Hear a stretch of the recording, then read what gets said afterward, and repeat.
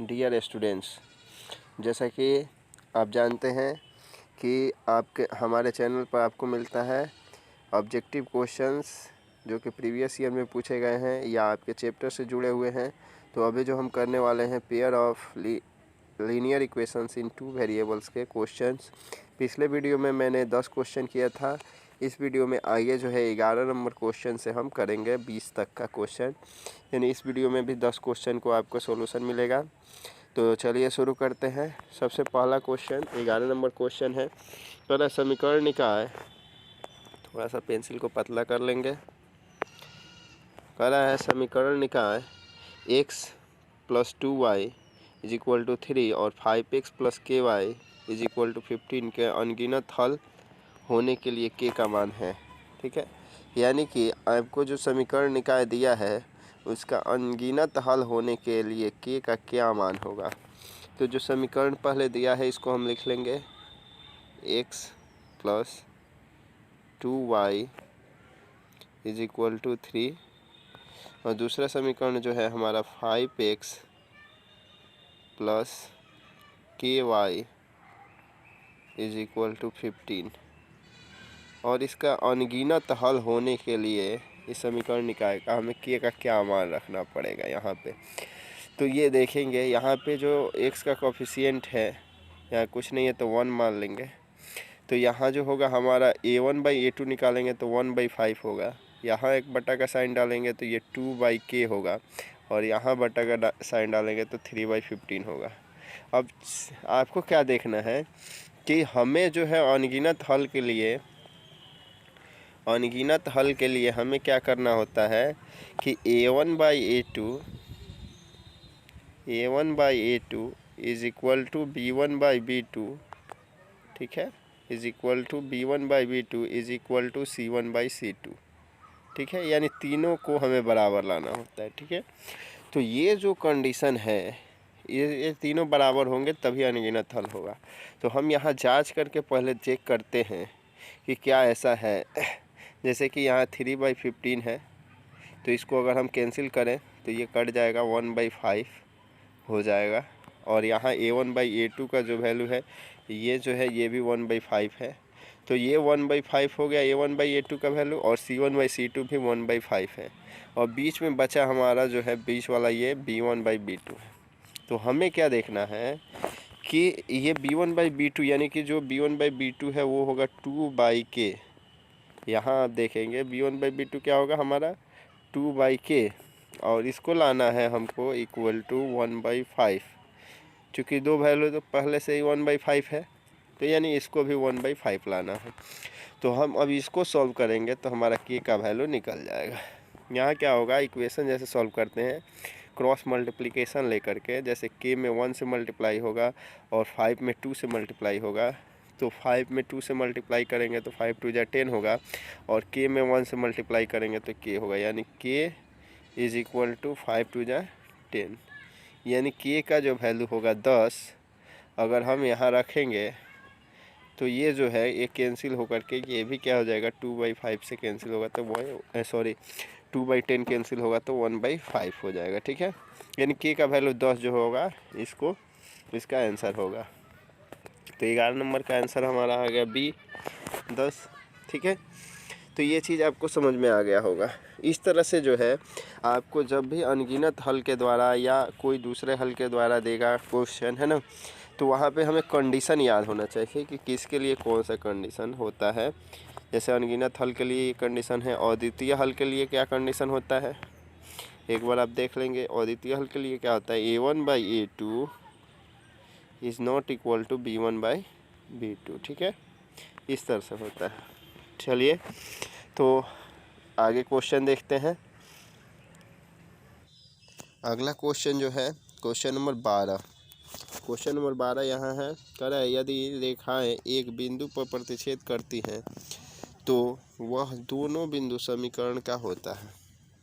देखेंगे क्वेश्चन जो है आसानी से। कह रहा है कि दो रेखाएं हैं, अगर एक बिंदु पर प्रतिच्छेद कर रही हैं, जैसे कि यहाँ मान लेते हैं ये P बिंदु पर प्रतिच्छेद कर रही हैं, तो ये बिंदु जो है समीकरण का होता है। तो यहाँ जो है समीकरणों का, तो ये दोनों जो मान लेते हैं दो आलेख दो समीकरणों के, जैसे कि इसका कोई समीकरण है, मान लेते हैं x plus y is equal to something आपको 0, ये एक समीकरण है 2x plus 3y is equal to something 5, है ना। तो इस तरह से जो है ये दोनों समीकरण का जो यहाँ बिंदु आता है, ये बिंदु जहाँ पे ये दोनों रेखाएं काट रही हैं, ये बिंदु जो है x और y में आता है। तो ये जो होता है ये बिंदु जो होता है समीकरणों का क्या होता है, अनेक होता है, अद्वितीय हल होता है, कोई हल नहीं होता है, या इनमें से सभी। तो ये जो होगा आपका अद्वितीय हल आंसर होगा। और ऐसे भी हम जानते हैं कि अगर दो प्रतिच्छेदी रेखाएं हैं तो वहाँ पे जो है एक ही बिंदु पर प्रतिच्छेद करती है, तो वहाँ पे हल जो होता है वो अद्वितीय होता है। ठीक है, ये चीज़ याद रखेंगे और ये इम्पोर्टेंट क्वेश्चन है। तो चलिए आगे देखते हैं। अगला क्वेश्चन है क्वेश्चन नंबर 13। कह रहा है समीकरण निकाय 5x minus 3y plus 2 is equal to 0 और 6x plus y minus 2 is equal to 0 का किस प्रकार हल संभव है, यानी इसका हल कैसा आएगा। ऑप्शन जो है एक बार देख लेंगे। वास्तविक व अद्वितीय, हल संभव नहीं है, अनेक हल है, या इनमें से कोई नहीं। चलिए इसको बना के देखते हैं कि किस प्रकार का हल संभव है। तो जो समीकरण है पहले हम इसे देखेंगे 5x minus 3y plus 2 is equal to 0। ठीक है, और दूसरा जो समीकरण है हमारा है 6x plus y minus 2 is equal to 0। ठीक है, यहाँ पे क्या है, क्योंकि हम जब भी हल की बात करेगा तो हम जो ये कोफिशिएंट हैं इनको हम तुलना करेंगे। जैसे 5 और 6 ये हो जाएगा a1/a2, फिर 3 और y का कोफिशिएंट कुछ नहीं है तो 1 ले लेंगे, 3 1, ये हो जाएगा b1/b2, और ये जो है हमारा -2 और +2 ये हो जाएगा हमारा c1/c2। तो ये देख रहे हैं यहाँ पे सिंपली 5/6 जो है a1/a2, ठीक है, नॉट इक्वल टू, यानी ये बराबर नहीं है इस 3/1 के, यानी b1/b2 के। तो जब ऐसा कंडीशन हो जाता है, अभी मैंने बताया a1/a2 not equal to b1/b2 होगा, तो आप याद रखेंगे इसका अद्वितीय हल होगा, है ना, और वास्तविक होगा। इसका ऑप्शन जो होगा ये होगा। ठीक है, वास्तविक और अद्वितीय। ठीक है, तो ऐसे आप किसी भी समीकरण का जो है जांच कर सकते हैं। चलिए अगला क्वेश्चन देखते हैं। अगला क्वेश्चन जो है क्वेश्चन नंबर 14 देखते हैं। कह रहा है यहाँ कि समीकरण निकाय 2x plus ay is equal to 1 और 3x minus 5y is equal to 7 में अचर एक किस मान के लिए अद्वितीय हल होंगे। ठीक है, तो इन दोनों जो समीकरण युग्म दिए गए हैं, ए का कौन सा मान होगा जिससे अद्वितीय हल हो जाए। जैसे कि अभी हमने क्वेश्चन नंबर 11 किया था, वैसे ही ये भी है 14। तो हमारा जो है पहले समीकरण देख लेते हैं, 2x plus ay is equal to 1, ये इक्वेशन 1 है। और फिर जो है हमारा दूसरा समीकरण जो है 3x minus 5y is equal to 7। ठीक है, तो अद्वितीय हल का जो कंडीशन है वो क्या है हमारा, a1/a2 not equal to b1/b2 होना चाहिए, है ना। अब जो है जब ये है हमारा, तो हम इसको कैसे सॉल्व करेंगे। तो यहाँ से जो है ये मान जो देख रहे हैं हम, ये 2/3 जो हो जाएगा, ये हो जाएगा a1/a2, यानी 2/3 इज़ नॉट इक्वल टू हमारा होना चाहिए, ठीक, ये a/-5। ठीक है, ये जो है दोनों नॉट इक्वल होना चाहिए। तो इसी से हमें a का वैल्यू निकल जाएगा। यहाँ क्रॉस मल्टीप्लिकेशन होगा 3 में a से और 5 में -5 में 2 से। तो 3 में a से मल्टीप्लाई करेंगे तो 3a हो जाएगा, 3a इज इक्वल टू, ठीक है, 5 में 2 से करेंगे तो -10 हो जाएगा। तो a का वैल्यू कितना आ जाएगा हमारा, -10/3। ठीक है, और ये जो हो जाएगा a is not equal to, ठीक है, चूँकि ये कंडीशन जो है नॉट इक्वल टू के लिए है, तो हमें a is not equal to -10/3, और ये आंसर जो होगा आप देख सकते हैं यहाँ a ऑप्शन है 10/3, b है a is not equal to 10/3, c है a इज़ इक्वल टू 10 और a is not equal to 10, तो b आंसर जो होगा हमारा सही होगा। ठीक है, चलिए अगला क्वेश्चन देखते हैं। 15 नंबर क्वेश्चन यहाँ है, कह रहा है समीकरण निकाय a1x plus b1y plus c1 is equal to 0 और a2x b2y plus c2 is equal to 0 का अद्वितीय हल होगा जब। तो इसके लिए क्या करेंगे कि हम पहले जो समीकरण अद्वितीय हल का जो कंडीशन होता है वो क्या होता है, a1/a2 not equal to b1/b2। ठीक है, तो ये जो कंडीशन है हम इसको याद रखेंगे। ठीक है, और इसी कंडीशन से अद्वितीय हल होगा। तो ऑप्शन हम देख सकते हैं कौन सा ऑप्शन सही है इससे। पहला ऑप्शन जो है गलत है क्योंकि इसमें नॉट इक्वल है और इसमें नॉट इक्वल नहीं दिया है। दूसरा भी गलत है। तीसरा जो ऑप्शन है वो सही है। ठीक है, a1/a2 is not equal to b1/b2, तो ये आंसर सही होगा सी। ठीक है, इसी तरह अगला क्वेश्चन देखते हैं, क्वेश्चन नंबर 16। तो क्वेश्चन नंबर 16 यहाँ स्क्रीन पर आप देख रहे हैं, कह रहा है समीकरण x plus 2y is equal to 9 में यदि x का मान 5 हो तो y का मान क्या होगा। देखेंगे इस क्वेश्चन को कैसे करते हैं। तो हम जो है हमें जो समीकरण दिया पहले उसको लिख लेते हैं, x plus 2y is equal to 9। इसमें क्या है, हमारा x का जो वैल्यू रखना है वो 5 रखना है, तो हम यहाँ पे x की जगह पर 5 रख देंगे।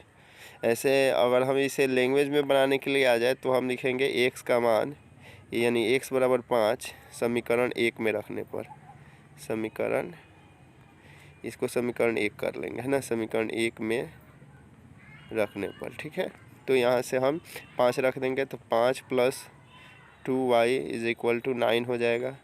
ठीक है, और यहाँ और का साइन ये देते चलेंगे। अब जो है 5 इधर प्लस में है तो इधर जाएगा तो माइनस हो जाएगा, तो हमारा 2y इज इक्वल टू हो जाएगा 9 माइनस 5। तो 9 में से माइनस करेंगे 5 को तो ये 4 हो जाएगा, तो हमारा y का जो वैल्यू आ जाएगा 4/2 आ जाएगा, यानी कि ये हो जाएगा 2, 4/2 यानी 2। तो हमारा जो आंसर हो जाएगा 16 का बी आंसर हो जाएगा 2। ठीक है, तो इस तरह से जैसे कि यहाँ x का मान दिया था तो हमने y निकाल लिया, वैसे ही y का मान दिया हो तो y का मान पुट करके हम x निकाल सकते हैं। ठीक है, इस तरह के क्वेश्चन को आप ऐसे ही आसानी से कर लेंगे। चलिए अगला क्वेश्चन देखते हैं। अगला क्वेश्चन जो है क्वेश्चन नंबर 17 कह रहा है, यदि रैखिक समीकरण के आलेख एक बिंदु पर काटे तो समीकरण निकाय निम्नलिखित में से किस प्रकार का होगा। आलेख अगर एक बिंदु पर काटे, जैसे कि हमने इस क्वेश्चन को अभी किया कि अगर किसी समीकरण निकाय का आलेख जो है एक बिंदु पर प्रतिच्छेद करता है तो वो कैसा होगा इसका हल। तो इसका कंडीशन क्या होता है, a1/a2 not equal to b1/b2। ठीक है, ये तो परीक्षा में आता ही आता है। और अगर इसका समीकरण निकाय पूछ रहा है तो हमारे पास ऑप्शन जो है इसे देखेंगे। सबसे पहला ऑप्शन है विरोधी, आश्रित, अविरोधी या इनमें से कोई नहीं। तो देखेंगे जो है हमारा जो है विरोधी जो कब होते हैं समीकरण निकाय, तो जब जो है हमारा पहला कंडीशन जो कि ये दिया ही है, यानी यहाँ पे समीकरण निकाय के जो होंगे विरोधी होंगे। ठीक है, एक बिंदु पर काट रहा है। तो आश्रित कब होंगे, जब एक ही पर हो जाएंगे। ठीक है, और अविरोधी कब होंगे, जब समानांतर होंगे। ठीक है, तो यहाँ पे अगर एक बिंदु पर काट रहा है तो सिंपल सी बात है कि ये क्या है, विरोधी समीकरण निकाय का हल है। ठीक है, और आश्रित कहेंगे जब एक ही पर होगा और पैरेलल होगा यानी समानांतर होगा तो अविरोधी होगा। ठीक है, चलिए अगला क्वेश्चन देखते हैं। अगला क्वेश्चन जो है क्वेश्चन नंबर 18 है। 18 नंबर क्वेश्चन है, कह रहा है जब दो चर वाले समीकरणों का आलेख समपाती होता है तब उनके हल होंगे। तो जब समपाती समीकरण निकाय होता है तो उसके हल कितने होते हैं। तो हमने आपको एक वीडियो जो कि जिसमें मैंने बताया है दो चर वाले रैखिक समीकरण से जुड़े इंपॉर्टेंट पॉइंट, पूरे 45 मिनट का वो वीडियो है जिसमें हमने टॉपिक वाइज सब कुछ आपको इसमें बताया है। तो यदि आप हमारे चैनल पर नए हैं और आपने वो वीडियो अभी तक नहीं देखा तो डिस्क्रिप्शन बॉक्स में लिंक है, आप वहाँ से जाके ज़रूर ही उस वीडियो को देखें। मैं आशा करता हूँ कि उससे आपको जो होगा दो चर वाले रैखिक समीकरण के जितने भी ऑब्जेक्टिव क्वेश्चन के इम्पोर्टेंट पॉइंट है वो क्लियर हो जाएंगे। तो अगर समपाती होते हैं तो उसमें आपको कितने हल होते हैं, तो यहाँ ऑप्शन जो है 1, 2, 3 या अनगिनत, तो यहाँ अनगिनत हल होते हैं। ठीक है, चलिए अगला क्वेश्चन देखते हैं। अगला क्वेश्चन है कि 19 नंबर क्वेश्चन, युग्म समीकरण ax plus b1y a1x plus b1y is equal to c1 और a2x plus b2y is equal to c2 के अनंत हल होंगे। तो अनंत हल होने के लिए क्या कंडीशन है, ऑप्शन देख सकते हैं। a1 by a2 is equal to b1 by b2 but not equal to c1 by c2, या यहाँ बी ऑप्शन है a1 by a2 not equal to b1 by b2, C option है a1 by a2 not equal to b1 by b2 not equal to c1 by c2, या D option जो है a1 by a2 is equal to b1 by b2 is equal to c1 by c2। तो confirm आप अनगिनत हल के लिए याद कर लें, a1 by a2 is equal to b1 by b2 is equal to c1 by c2। ठीक है, ये कंडीशन याद कर लें। आपको सिर्फ याद रखना है कि तीनों इक्वल जब भी दे देगा तो अनगिनत हल होगा, और ये ऑप्शन जो होगा हमारा डी हो जाएगा। ठीक है, चलिए अगला क्वेश्चन देखते हैं। अगला क्वेश्चन जो है क्वेश्चन नंबर 20 है। इसे कह रहा है निम्नलिखित समीकरणों में कौन सा रैखिक समीकरण है। ठीक है, तो यहाँ रैखिक समीकरण जैसा कि हमने आपको शुरू में सबसे पहला क्वेश्चन जो है, इस वीडियो को दो भागों में मैंने बनाया है। पहले भाग में 10 क्वेश्चन है, दूसरे भाग में भी 10 क्वेश्चन है। ठीक है, तो पहले भाग का जो 10 क्वेश्चन है जिसमें हमने क्वेश्चन नंबर 1 बनाया है, वहाँ पे मैंने बताया था कि रैखिक समीकरण का जो होता है आपको घात जो होता है x का वो 1 होता है। तो इसमें हम देखेंगे कि किस समीकरण में x का घात जो है 1 है। जैसे ऑप्शन सी की बात करें अगर, तो ऑप्शन सी में जैसे ही हम इसको मल्टीप्लाई करेंगे 2x प्लस 1 को, 2x प्लस 1 और x प्लस 2 को, तो मल्टीप्लाई करने पर क्या होगा, x से x जब मल्टीप्लाई होगा तो वो पावर 2 आ जाएगा, यानी ये द्विघात समीकरण है। ठीक है, तो और दूसरा जो डी ऑप्शन है इसको अगर देखें तो ये भी द्विघात समीकरण है। अब बचते हैं हमारे पास पहला और दूसरा ऑप्शन। तो पहला ऑप्शन जो है 2x बाई एक्स है, जैसे कि आपको यहाँ पहले ऑप्शन में आप क्लियर देख पा रहे होंगे कि यहाँ x बाई 2x है। तो x बाई 2x जो है, तो इसको जब हम बटा का जोड़ करेंगे तो ये भी द्विघात समीकरण में आ जाएगा। तो हमारा जो ऑप्शन बी बचता है वो रैखिक समीकरण है। चूँकि यहाँ हम सीधे भी ये भी कह सकते हैं कि चूँकि यहाँ x का घात जो है 1 है, इसलिए यह रैखिक समीकरण होगा। ठीक है, तो इस वीडियो में इतना ही। दो वीडियो जो है हमने इसमें बनाया 10-10 क्वेश्चन का। आशा करता हूँ आपको ये वीडियो अच्छा लगा होगा। अगर आपको ये वीडियो पसंद आया तो इसे लाइक करें और अपने दोस्तों में शेयर करें, और ऐसे ही वीडियोस के लिए हमारे चैनल एवरेस्ट मैथ्स क्लासेस को सब्सक्राइब करना न भूलें। धन्यवाद।